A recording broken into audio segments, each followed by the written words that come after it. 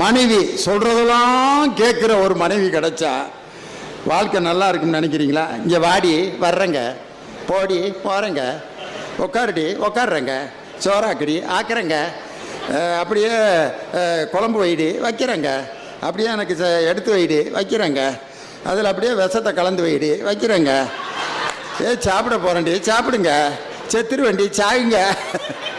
இதுக்கு பேர் பொம்பளையா? இது கூட வாழ முடியுமான்னு கேட்குறேன் நான். சொல்கிறதெல்லாம் கேட்டுக்கிட்டே இருந்தால் அதுக்கு அது குடும்பமே இல்லை. இடையில சண்டை சச்சரவு இதெல்லாம் வந்துக்கிட்டே இருந்தால் தான் கரைச்சலாக இருக்கும்.